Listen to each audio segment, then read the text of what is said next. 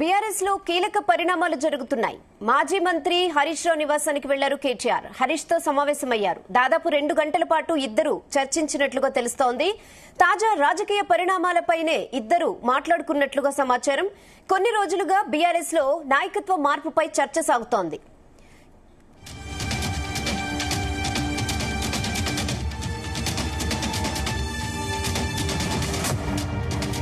ఇక కేసీఆర్ బాధ్యతలన్నీ కేటీఆర్ కు అప్పగిస్తారనే ప్రచారం సాగుతోంది. ఇక అదే టైంలో పార్టీలో హరీష్ రావుకు ప్రాధాన్యత తగ్గిందని, ఆయన పార్టీ మారతారనే చర్చ కూడా నడిచింది. ఈ విషయాలపై స్పందించిన హరీష్ రావు తాను పార్టీలో హ్యాపీగానే ఉన్నానని చెప్పారు. కేటీఆర్ కు పగ్గాలిచ్చినా తనకు అభ్యంతరం లేదన్నారు.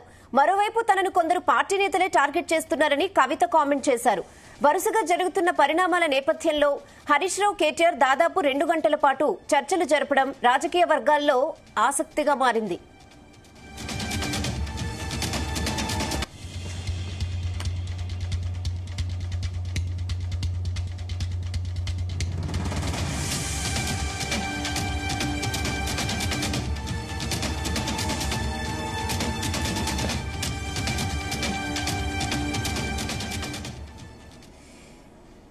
ఇదే విషయంపై మరిన్ని అప్డేట్స్ తెలంగాణ భవన్ నుంచి లైవ్ లో బ్యూరో చీఫ్ నరేందర్ మరిన్ని అప్డేట్స్ అందిస్తారు.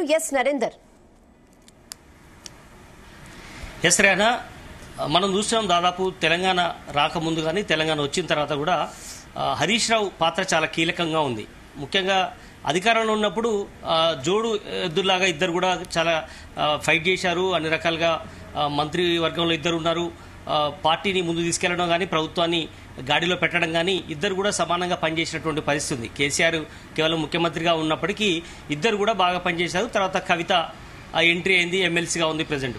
అయితే ప్రజెంట్ ఈ లోపట చాప కింద నీరులాగా హరీష్ రావు ఎపిసోడ్ ఏదైతే ఉందో, కొంత అలకబోనాడు, కొత్త పార్టీ పెడతాడు, లేదంటే వేరే పార్టీలు పోయే స్కోప్ ఉంది, ఇట్లాంటి అన్ని కూడా చక్కర్లు కొడుతూ వచ్చాయి చాలా కాలంగా నుంచే. అయితే ఈ మధ్యలో మనం చూసాం రజతోత్సవ సభ కాంచి మరింతగా హరీష్ రావు ఖచ్చితంగా ఆయన వేరే పార్టీ పెట్టబోతున్నాడు, ఖచ్చితమైన ఇన్ఫర్మేషన్ ఉందని కూడా ఇతర పార్టీల వాళ్ళు కూడా ఆరోపణ చేస్తున్నటువంటి నేపథ్యం కూడా మనం చూస్తూ వస్తున్నాం. అయితే రీసెంట్ గా హరీష్ రావు కూడా చాలా క్లియర్ కట్ గా చెప్పడం జరిగింది, నేను పార్టీ మారడం లేదు, ఎట్టి పరిస్థితుల్లో కూడా కేసీఆర్ అధ్యక్షతననే ముందుగా ఒక కార్యకర్తలాగా ఒక సైనికుల్లాగా పనిచేస్తానన్నటువంటి విషయాన్ని హరీష్ రావు కుండబద్దలు కొట్టినట్టుగా రీసెంట్ గా కూడా ప్రెస్ మీట్ పెట్టి కూడా మాట్లాడినటువంటి పరిస్థితి మనం చూడాలి.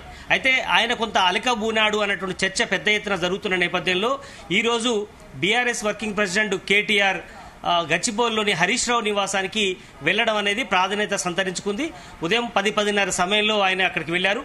దాదాపు 2-2.5 గంటల పాటు ఆయనతో చర్చలు కూడా జరిపారు. వాస్తవానికి బయట చెప్తున్నటువంటి సమాచారం ఏంటంటే హరీష్ రావు తండ్రికి బాగలేదు, దాదాపు ఏడాది పైగా ఆయన కొంత క్రానిక్ డిసీజ్తో బాధపడుతున్నాడు. ఆయనను పరామర్శించేందుకే హరీష్ రావు తండ్రిని పరామర్శించేందుకే కేటీఆర్ వెళ్లారు అనే చర్చ బయటికి జరుగుతున్నప్పటికీ కూడా రీసెంట్గా జరుగుతున్నటువంటి పరిణామాల నేపథ్యంలో కేటీఆర్ హరీష్ రావు దగ్గరికి ఇందుకోసమే వెళ్ళాడు అనేటువంటి చర్చ మాత్రం ఇంటర్నల్గా జరుగుతున్నటువంటి చర్చ. అదే సమయంలో ఈరోజు కవిత కూడా విదేశీ ప్రయాణం చేయబోతున్నారు, ఆమె అమెరికాకు వెళ్తున్నారు. ఇదే సమయంలో కేటీఆర్ హరీష్ రావుతో భేటీ కావడం అనేది చాలా చర్చకు దారితీస్తోంది. ప్రధానంగా ఆయన పార్టీ పెట్టబోతున్నారనేటువంటి చర్చలు కానీ, మరొక పార్టీలోకి వెళ్ళబోతున్నారనే చర్చ కానీ ఈ మధ్యకాలంలో స్పెక్యులేషన్స్ విపరీతంగా ఉన్నాయి. సోషల్ మీడియాలో పెద్ద ఎత్తున ట్రోల్స్ కూడా అవుతున్నటువంటి పరిస్థితిని మనం గమనిస్తూ వస్తున్నాం. కనుక కేటీఆర్ ఖచ్చితంగా ఆయన దగ్గరికి వెళ్ళడం అనేది ఈరోజు ఒక చర్చకు దారితీస్తున్నటువంటి పరిస్థితి ఉంది. అంటే వాస్తవానికి ప్రస్తుతం ఉన్నటువంటి పరిస్థితుల్లో కేసీఆర్ కేవలం ఫామ్ హౌస్ కు మాత్రమే పరిమితమయ్యారు. పార్టీని ఇద్దరు ప్రధానంగా ఈ పార్టీని ముందుకు తీసుకెళ్తున్నారు, దాంట్లో ఎలాంటి సందేహం లేదు. పార్టీ 2001లో టీఆర్ఎస్ పార్టీ పెట్టినప్పటి నుంచి కేసీఆర్ వెంట నడిచింది కేవలం హరీష్ రావు మాత్రమే.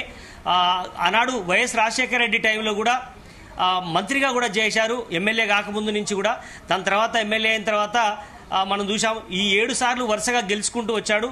కేసీఆర్ కు ఒక కొడుకు తరహాలో ఆయన వ్యవహరిస్తూ వచ్చారు. దాని తర్వాత అమెరికా నుంచి కేటీఆర్ కొంత ఆలస్యంగా వచ్చినప్పటికి కూడా కేటీఆర్ హరీష్ రావు ఇద్దరు కూడా పార్టీని ముందు తీసుకెళ్లడం. అయితే ఈ మధ్యలో జరుగుతున్న పరిణామం ఏంటంటే కేసీఆర్ పూర్తి స్థాయిలో పార్టీ పగ్గాలు కేటీఆర్కి అప్పజెప్పబోతున్నారు అనే చర్చ జరుగుతోంది. కేసీఆర్ ఆ ముహూర్తం చేయబోతున్నారు అన్నట్టు. ఇప్పటికే బీఆర్ఎస్ వర్కింగ్ ప్రెసిడెంట్ గా కేటీఆర్ ఉన్నారు. కానీ పూర్తి స్థాయిలో బాధ్యతలు అప్పచెప్పబోతున్నారు. భవిష్యత్తులో కేటీఆర్ సీఎం అనేటువంటి ఒక ఇండికేషన్ ని కేసీఆర్ ఇవ్వబోతున్నారు అనేటువంటి చర్చ జరగబోతున్న నేపథ్యంలో హరీష్ రావు అలకబోనారు అనేటువంటి చర్చ జరిగింది. పార్టీ పెట్టబోతున్నారని చర్చ జరిగింది. కానీ ఏదైనా కూడా ఆయనే మొన్న హరీష్ రావు వచ్చి ప్రెస్ మీట్ పెట్టడం అంతా మనం చూసాం. ఈ ప్రెస్ మీట్ పెట్టమని చెప్పడానికి కానీ కేసీఆరే చెప్పించారు అనేటువంటి చర్చ కూడా పెద్ద ఎత్తున బయట జరుగుతోంది. ఏదైనప్పటికీ కూడా ఈరోజు కేటీఆర్ ఈ మొత్తం ఎపిసోడ్లో హరీష్ రావుతో దాదాపు 2.5 గంటల పాటు కలిసి మాట్లాడడం అనేది ప్రాధాన్యత సంతరించుకుంది. ఆయనే మరి బుజ్జగించడానికి వెళ్ళాడా లేదా నిజంగానే హరీష్ రావు తండ్రికి బాగలేదు కాబట్టి ఆ విషయం కోసమే వెళ్ళాడా అనేది ఉన్నప్పటికీ కూడా ఏదైనప్పుడు కూడా ఖచ్చితంగా రాజకీయాలు ఈ టాపిక్లో ఈ 2 గంటల పాటు చర్చలోకి వచ్చాయి అన్నటువంటి విషయం మాత్రం ఖచ్చితంగా ఉంది. మనం అర్థం చేసుకోవాలి. ఎందుకంటే కవిత ఎపిసోడ్ కేవలం కొంతవరకు మాత్రమే ఉంటుంది. భవిష్యత్తులో మనం ఇద్దరమే పార్టీని ముందుకు తీసుకెళ్లాల్సిన అవసరం ఉంది. హరీష్ రావు కానీ కేటీఆర్ కానీ ఇద్దరు మనతోనే పార్టీ స్టార్ట్ అయింది, మనతోనే మనం ముందుకెళ్లే అవకాశం ఉంటుందనే విషయాన్ని కేటీఆర్ ఒక అడుగు ఎరకేసైనా హరీష్ రావును బుజ్జగించే అవకాశం అయితే కనిపిస్తుంది. బట్ అది బుజ్జగించడం అనుకోవాలా లేదా చర్చలు జరుపుకోవడం ఏదైనప్పుడు కూడా కేటీఆర్ మాత్రం హరీష్ రావు ఇద్దరు కూడా పేరుకు బావబావమర్దులు అయినప్పటికీ కూడా యాజ్ ఏ బ్రదర్స్ లాగా ఇద్దరు ఉంటారు. ఆ విషయంలో ఇలాంటి లేదు. ఎక్కడ కూడా పొరపచ్చాలు లేకుండా పార్టీ క్యాడరు కొంత ఈ మధ్యకాలంలో మనం చూస్తూ వస్తున్నాం. ఆయన ఒకప్పుడు హరీష్ రావుకు పెద్ద ఎత్తున ఒక బలగం లాగా ఉండేది. కార్యకర్తలు కావచ్చు, లీడర్లు కావచ్చు, జిల్లా స్థాయి నేతలందరూ కూడా వాళ్ళందరూ కూడా ఇప్పుడు కేటీఆర్ వైపు మళ్ళీనటువంటి పరిస్థితి ఉంది. ఎందుకంటే హరీష్ రావు భవిష్యత్తులో సీఎం కాలేడు ఈ పార్టీలో, కేటీఆరే ఈ పార్టీకి దిక్సూచి కనుక ఆయన ఎమ్మటి ఉంటేనే మాకు ఉపయోగం అనేటువంటి చర్చ జరుగుతున్న నేపథ్యంలో సెకండ్ కేడర్ కావచ్చు, ఎమ్మెల్యేలు కావచ్చు, వీళ్ళందరూ కూడా కేటీఆర్ వైపు వస్తున్నటువంటి పరిస్థితిని మనం గమనించాలి. కనుకనే హరీష్ రావు ఏమన్నా దూరం అవుతాడా అనే చర్చ జరుగుతున్న నేపథ్యంలో కేటీఆర్ ఈరోజు అక్కడికి వెళ్ళి ఆయనతో మాట్లాడుతున్నట్టుగా కూడా చర్చ జరుగుతుంది. బట్ ఏదైనా కూడా హరీష్ రావు అయితే చాలా క్లియర్ కట్గా చెప్పాడు, నేను పార్టీని వదిలి వెళ్లేది లేదు, కేసీఆర్ నాయకత్వంలోనే ముందుకు వెళ్తాను, ఎవరు ఎలాంటి అపోహ చెందాల్సిన అవసరం లేదనే విషయాన్ని బయటికి చెప్తున్నప్పటికీ కూడా ఏదో జరగబోతోంది, ఏదో జరుగుతోంది పార్టీలో అనేటువంటి చర్చ మాత్రం వినిపిస్తోంది. నరేందర్, అంటే ఇప్పుడు హరీష్ రావు కేటీఆర్ ఇలా 2 గంటలుగా సమావేశం అవడాన్ని ఎలా చూడాలి? అంటే ఇద్దరు కలిసి పార్టీకి పనిచేస్తాం అని మెసేజ్ ఇవ్వడానికి ఇట్లా సమావేశం అయ్యారనుకోవచ్చా? లేకపోతే అందరికీ ఇప్పుడు మీరు చెప్పినట్టుగా కవిత కూడా కావాలని కొంతమంది ఓన్ గా తన పార్టీ వల్లే తను టార్గెట్ చేస్తున్నారని చెప్పడం, ఇవన్నీ సెటరేట్ చేయడానికి ఇద్దరు సమావేశం అయ్యారని అనుకోవచ్చా?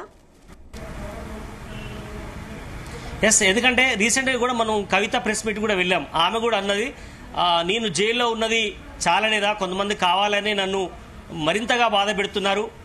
అదే సమయంలో ఆమె పేరు కూడా తెర మీదకి వచ్చింది. పార్టీ పగ్గాలు కేటీఆర్ కాకపోతే కవితకే ఇస్తారని చర్చ జరుగుతున్న నేపథ్యంలో ఆమె కూడా వివరించుకునే ప్రయత్నం చేసింది. కావాలని కొంతమంది మా పార్టీలో వాళ్ళే కొంతమంది నన్ను ఇబ్బంది పెడుతున్నారు, ఇరుకునే పెట్టే ప్రయత్నం చేస్తున్నారు అనేటువంటి చర్చ కూడా ఆమె తీసుకొచ్చింది. కానీ ఏదైనా కూడా వాళ్ళిద్దరితో పోల్చుకుంటే కవిత ఎపిసోడ్ కొంత తక్కువగానే ఉంది చెప్పాలి. ఎందుకంటే ఉద్యమంలో కొంతవరకు పాత్రమే ఉంది. అదే సమయంలో ఎంపీగా పనిచేశారు నిజామాబాద్లో. దాని తర్వాత మొన్న లాస్ట్ టైం కూడా ఆమె ఎంపీగా ఓడిపోయినటువంటి పరిస్థితి చూసినాం. అదే ఎమ్మెల్సీగా ఆమె ప్రజెంట్ కొనసాగుతున్నారు. కానీ ఏదైనా కూడా కేసీఆర్ తర్వాత ముగ్గురు పార్టీలో కీలకమైనటువంటి నేతలు ఉన్నప్పటికీ కూడా హరీష్ రావు కేటీఆర్ తర్వాతనే కవిత ఎపిసోడ్గా మనం అర్థం చేసుకోవాల్సిన అవసరం ఉంటుంది. ఆమె జాగృతి అధ్యక్షురాలుగా ఉన్నప్పటికీ ఎంపీగా పనిచేసినా, ఎమ్మెల్సీగా పనిచేసినా చాలా ఆందోళన కార్యక్రమాలు అంబేద్కర్ విగ్రహం గురించి కానీ, పూలే విగ్రహం గురించి కానీ ఆమె సొంతంగా కొంత ఫ్రీడమ్లో కేసీఆర్ కానీ మిగతా నేతలందరూ కూడా ఆమె సొంతంగా ఉద్యమాలు చేసుకుంటూ వెళ్తోంది. కానీ పార్టీని ముందుకు తీసుకెళ్లడంలో సీఎం అభ్యర్థి రేసులో కవిత ఉంటారనేది మాత్రం మనం ఎక్స్పెక్ట్ చేయలేం. బట్ ఏదైనా కూడా కేటీఆర్ఏ భవిష్యత్తులో బీఆర్ఎస్ పార్టీ మళ్ళీ అధికారంలోకి వస్తే, అంటే ఇప్పుడు మనం చూసాం ఉద్యమ కాలంలో 13 సంవత్సరాల పాటు పార్టీ ఉండగలిగింది, ఎన్నో ఆటుపోట్లు ఎదుర్కొంది. దాని తర్వాత 9.5 సంవత్సరాలు అధికారాన్ని చూసింది. ఇప్పుడు కేవలం ప్రతిపక్ష పాత్రలో మాత్రమే ఉంది. పార్టీలో కొంత గడ్డుకాలం ఎదుర్కొంటోంది పార్టీ, బీఆర్ఎస్ పార్టీ. ఎందుకంటే పార్టీలో గెలిచింది 39 మంది అయితే తర్వాత ఇప్పుడు పార్టీ నుంచి 10 మంది వెళ్ళిపోయారు, ఒకరు చనిపోయినారు. ఇట్లా ఓవరాల్ గా పార్టీ కొంత ఇబ్బంది పడుతున్న నేపథ్యంలో పార్టీలో హరీష్ రావు పాత్ర అనేది చాలా కీలకంగా ఉంది. కేటీఆర్ ఎంతైనా అర్బన్ ఏరియాలో కేటీఆర్ కు చాలా పెద్ద ఇమేజ్ ఉంది గ్రేటర్ హైదరాబాద్ పరిధిలో. మొన్న రీసెంట్ గా కూడా మనం అసెంబ్లీ ఎన్నికల్లో కూడా చూసాం, చాలా మంది ఇక్కడి నుంచే గెలిచారు గ్రేటర్ హైదరాబాద్ లో. కానీ హరీష్ రావుకి మాస్ ఫాలోయింగ్ ఉంది. అదే సమయంలో హైదరాబాద్ దాటిన తర్వాత మెదకు, కరీంనగర్, నల్లగొండ, అదేవిధంగా మహబూబ్నగర్ అన్ని జిల్లాల్లో కూడా హరీష్ రావుకు పట్టుంది. కానీ కింది స్థాయిలో కూడా ఆయనే పార్టీని ముందుకు తీసుకెళ్లడంలో భవిష్యత్తులో హరీష్ రావుయే చాలా కీ రోల్ పోషిస్తారు అనేటువంటి విషయం మీద చాలా మంది ఆయన ఎమ్మటి ర్యాలీ అవుతూ వస్తున్నటువంటి పరిస్థితి. కానీ కేటీఆర్, కేసీఆర్ తర్వాత వారసుడు అనేటువంటి ఇండికేషన్ ఎప్పుడైతే వెళ్ళిందో, బీఆర్ఎస్ వర్కింగ్ ప్రెసిడెంట్ గా ఆయన చేశారో, భవిష్యత్తులో ఆయనే సీఎం అని ఎక్స్పోజ్ కూడా ఆల్రెడీ మనం లాస్ట్ టైం చూసాం. తలసాని శ్రీనివాస్ యాదవ్ మొదలుకుంటే శ్రీనివాస్ గౌడ్ కానీ చాలా మంది గతంలో మంత్రులుగా పనిచేసే వాళ్ళు డైరెక్ట్ గా కూడా అన్నారు సీఎం, మా కాబోయే సీఎం కేటీఆర్ అనేటువంటి విషయం బహిరంగంగా చెప్పారు. ఎక్కడ కూడా ఖండించలేదు కేటీఆర్. కనుక ఇదంతా జరుగుతున్న పరిణామాలు చూస్తుంటే కేటీఆర్కే భవిష్యత్తులో పగ్గాలు అప్పజెప్పబోతున్నారనే ఇండికేషన్ నేపథ్యంలో పెద్ద ఎత్తున చర్చ జరిగింది. హరీష్ రావు బయటికి పోతారనే చర్చ జరిగింది. ఇట్లా పెద్ద ఎత్తున చర్చ జరిగిన నేపథ్యంలో హరీష్ రావు వెంబడి ఈరోజు కేటీఆర్ వెళ్లడం, ఇంటి దగ్గర దాదాపు 2.5 గంటల పాటు చర్చలు జరపడం, ఆయన బుజ్జగించడం కోసమే వెళ్లారు అనేటువంటి స్పెక్యులేషన్స్ వస్తున్న నేపథ్యంలో ఖచ్చితంగా ఇద్దరి మధ్యన భేటీ అనేది ప్రాధాన్యత సంతరించుకుంది. కనుక ఆ ఇద్దరి భేటీలో ఎలాంటి అంశాలు చర్చలోకి వచ్చాయి, ఇవన్నీ కూడా వాళ్ళిద్దరు బయటకు వచ్చి చెప్తేనే కానీ మనకు పూర్తి వివరాలు తెలిసే అవకాశం ఉంది. ప్రజెంట్ వాళ్ళ ఫాదర్కు, హరీష్ రావు వాళ్ళ ఫాదర్కి అయితే కొంత బాగలేదు, కొంత సిక్లో ఉన్నారు, హాస్పిటల్ తిరుగుతున్నారు హరీష్ రావు కూడా. బట్ ఆ విషయాలు కూడా చర్చలోకి వచ్చినట్టుగా తెలుస్తోంది. సో అలాగే ఇవాళ కవిత అమెరికా కూడా వెళ్తోంది. సో ఆమె వెళ్తున్న టైంలోని ఈ సమావేశం జరగడాన్ని ఎలా చూడాలంటారు? ఖచ్చితంగా ఆమె ముందు షెడ్యూల్డ్ ప్లాన్ గా ఉంది. కొంతకాలంగా ఆమె యుఎస్ కు వెళ్ళడానికి ప్లాన్ చేసుకొని ఉంది. ఆమెకు 2 కొడుకులు ఉన్నారు. అయితే ఒకరికి గ్రాడ్యుయేషన్ సంబంధించి పట్టా తీసుకునేందుకు యుఎస్ కు 2 కూడా వెళ్తున్నట్టుగా తెలుస్తుంది. కవిత కావచ్చు, హస్బెండ్ కావచ్చు, 2 కూడా ఈరోజు సాయంత్రం ఫ్లైట్ కు యుఎస్ వెళ్తున్నట్టు తెలుస్తుంది. అయితే ఈమె వెళ్ళడానికి, వీళ్ళిద్దరు భేటీ కావడానికి ప్రాధాన్యత ఉందని మనం అనుకోవడం లేదు. బట్ ఆమె ముందే ఫిక్స్ అయినటువంటి ప్రోగ్రామ్ కాబట్టి కవిత ఆల్రెడీ ఆమె బయలుదేరి వెళ్ళబోతున్నారు. బట్ కవిత కూడా ఈ 2 తర్వాత ఆమె చాలా కీ రోల్ పోషించింది. ఆమె కూడా పార్టీలో ఒక నేనున్నాను అన్నట్టు చెప్పుకునే ప్రయత్నంలో ఆమె ఖచ్చితంగా కూడా కీలకమవుతుంది. ఆమెకు వాగ్దాటిగా ఉంది. కేటీఆర్ తర్వాత ఆ స్థాయిలో మాట్లాడేటువంటి నేర్పరితనం కవితలో కూడా ఉంది. ఖచ్చితంగా ఆమె వెంబడి కూడా కేటీఆర్ తరాలోనే ఆమె కూడా కొంత లీడర్షిప్ ని ఓన్ చేసుకుంటూ వస్తోంది. హరీష్ రావు దగ్గర కూడా చాలా మంది లీడర్లు ఉన్నారు. కొంతమంది మాజీ మంత్రిగా పనిచేసిన వాళ్ళు కానీ, ప్రస్తుతం ఉన్నటువంటి ఎమ్మెల్యేలు కూడా హరీష్ రావు వెంబడి కొంతమంది ఉన్నారు, కేటీఆర్ వెంబడి కొంతమంది ఉన్నారు. బట్ ఏదైతే కూడా అందరికీ దిక్సూసి కేసీఆర్ కనుసన్నల్లోనే ఈ ముగ్గురు కూడా యాక్టివిటీ చేస్తున్నారు. మనం చూసాం అధికారం కోల్పోయిన తర్వాత కూడా రైతు రుణమాఫీ ఇష్యూలో కానీ, అదేవిధంగా మూసీ ప్రక్షాళనకు సంబంధించి కానీ, అదే సమయంలో మొన్న లగచర్ల ఇష్యూలో కానీ చాలా అంశాల్లో కలిసి పనిచేసినటువంటి పరిస్థితి ఉంది. బయటకు ఎక్కడ కూడా రూమర్స్ రాకుండా, ఎక్కడ కూడా విమర్శలు రాకుండా ఎవరికి వాళ్ళు సెట్ చేసుకునే ప్రయత్నం చేస్తున్నారు. కానీ అధికారం ఉన్నప్పుడు ఎప్పుడు కూడా వీళ్ళ గురించి ఎక్కడ చర్చ రాలేదు. కానీ అధికారం కోల్పోయిన తర్వాత, ముఖ్యంగా ఈ రజతోత్సవ మీటింగ్ తర్వాత ఎపిసోడ్ తర్వాతనే ఈ లుకలుకలు అనేది కొంత బయటకు వచ్చినట్టుగా తెలుస్తుంది. ప్రధానంగా రజతోత్సవ సభ కారణం ఎందుకు చెప్తున్నానంటే, రజతోత్సవ సభ పూర్తిగా కేటీఆర్ వారసుడుగానే ఆ పూర్తి స్థాయిలో ఆ సభను సక్సెస్ చేసేందుకు 10 లక్షల మందిని నేనే దగ్గరుండి తీసుకొస్తాను, సభ సక్సెస్ చేస్తానని చెప్పి మొత్తం కూడా సభను మొత్తం ఆయన చేతిలో మీదుగానే, ఆయనే ఎవరైతే ఉన్నారో ఆయన అనుచరులు వాళ్ళతోనే సభ పెట్టించడం కానీ, హరీష్ రావు పేరు ఎక్కడ కానీ, ఎక్కడ వాల్ పోస్టర్లో కానీ, అక్కడ సభ మొత్తంలో లక్షలాది మంది వచ్చారు. అక్కడ హరీష్ రావు ప్రస్తావన లేదు, ఎక్కడ కూడా వాల్ పోస్టర్స్ లేవు, ఏమి లేదు. హరీష్ రావును పూర్తి స్థాయిలో ఈ ఎపిసోడ్ నుంచి దూరం చేయాలనేటువంటి అంశం మీదనే ఆ రోజు ప్లాన్ జరిగినట్టుగా కూడా కొంతమంది సోషల్ మీడియాలో పెట్టారు. దాని తర్వాత నుంచి కొంచెం హరీష్ రావు అలకబూనాడనే చర్చ కూడా జరిగింది. వాస్తవానికి రజతోత్సవ సభ హరీష్ రావు ఒక పేరు ఒక దగ్గర పెట్టాలని చెప్పారు, కానీ దాన్ని వద్దు అని కేసీఆర్ చెప్పినట్టుగా కూడా తెలుస్తోంది. ఈ మొత్తం అంశం మీద రజతోత్సవ సభ నుంచి మనం చూస్తున్నాం ఈ 15 నెలల రోజుల నుంచి కొంత ఆయనే మౌనం పాత్ర పోయించారు. దాని తర్వాత హరీష్ రావు వచ్చి బయటకు ప్రెస్ మీట్ పెట్టి మాట్లాడాల్సిన పరిస్థితి వచ్చిందంటేనే ఖచ్చితంగా ఏదో పార్టీలో జరుగుతోంది అనేటువంటి చర్చ అయితే మనం విన్నాం. ఇరువురి భేటీ కూడా అందులో భాగంగానే మనం చూడాల్సిన అవసరం ఉంది. చూడాలి ఇద్దరిట్లా బయటకు వచ్చి ఎవరన్నా దీని మీద మాట్లాడతారా లేదా ఈవినింగ్ అనేది మనకు తెలియాల్సి ఉంది. సో కేటీఆర్ హరీష్ రావు 2 గంటల సమావేశం తర్వాత ఇప్పుడు హరీష్ రావు పార్టీ మారుతారనే వార్తలు తగ్గుతాయనుకోవచ్చా?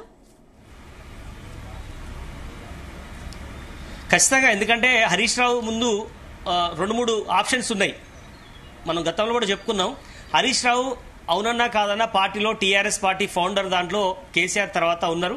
ఆయన మంత్రిగా పనిచేశారు పలుసార్లు. ఆయన సీనియర్ అసెంబ్లీలో ఉన్నారు. అయితే పార్టీలో వారసుడుగా కేటీఆర్ ఉన్నప్పటికీ కూడా హరీష్ రావుకు ఖచ్చితంగా ప్రయారిటీ అనేది ఉంటుంది. అది ఖచ్చితంగా కేసీఆర్ కూడా చాలాసార్లు చెప్పారు. కనుక భవిష్యత్తులో ఆయన పార్టీ నిజంగానే పెట్టే అవకాశం ఉందా, లేదంటే ఇంకో పార్టీలోకి చేరే అవకాశం ఉందా అనే చర్చ కూడా పెద్ద ఎత్తున చర్చ జరిగింది. రీసెంట్గా కూడా బీజేపీకి సంబంధించినటువంటి లీడర్లు కూడా పదే పదే చెప్తున్నారు ఖచ్చితంగా ఆయన పార్టీ మారడం ఖాయం, కొత్త పార్టీ పెట్టడం ఖాయం అని. నిజంగా ఆయన అలాంటి పరిస్థితి, అలాంటి సాహసం కేటీఆర్ని కాదని, అంటే అది కేసీఆర్ని కేటీఆర్ని కాదని బయటికి వెళ్తారా, నిజంగానే మామకు వెన్నుపోటు పొడుస్తాడా, ఇట్లాంటి చర్చ పెద్ద ఎత్తున జరుగుతున్న నేపథ్యంలో హరీష్ రావు అలాంటి సాహసం చేయడు అనేటువంటి ఆప్షన్ అయితే మనకు కనిపిస్తోంది. కారణం ఏంటంటే ఇంకొక 3 సంవత్సరాల పాటు ప్రతిపక్ష పాత్రలో ఉన్నప్పటికీ వచ్చేది బీఆర్ఎస్ ప్రభుత్వమే అనేటువంటి ఆలోచన అందరి మనసులో ఉంది.